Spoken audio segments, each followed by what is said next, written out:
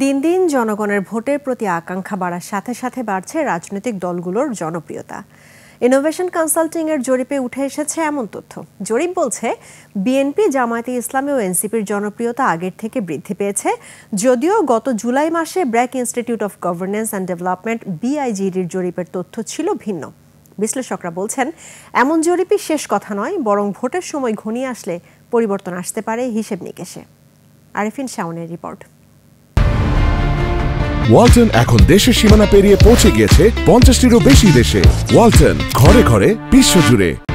সম্প্রতি innovation consulting এর জনগণ নির্বাচন ভাবনা শিরোনামে জরিপে প্রকাশ পায় বিএনপির জনসমর্থন বেড়ে দাঁড়িয়েছে 41.30%, আর জামাত 30.30 এবং এনসিপিকে সমর্থন 4.10% মানুষের।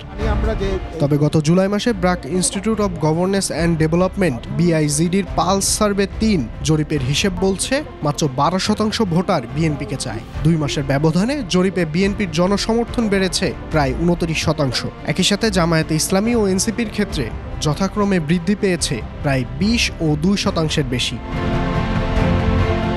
একই সাথে বেড়েছে সরকার গঠনের সম্ভাবনার হিসাবও। বর্তমানে প্রায় 40% ভোটাররা মনে করেন আগামী নির্বাচনে বিএনপি সরকার গঠন করবে। জামায়াতের ক্ষেত্রে সম্ভাবনা 23%-এর কিছুটা বেশি এবং এনসিপির ক্ষেত্রে তা 5%-এর নিচে।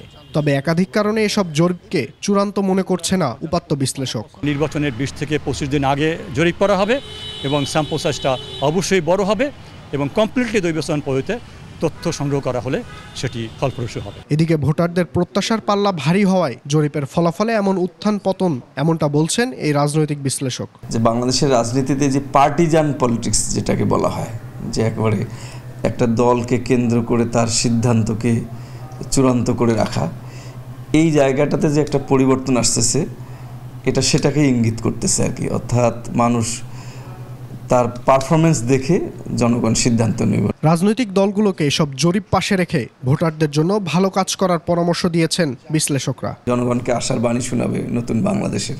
আরিফিন শাওন, 21 টেলিভিশন, ঢাকা।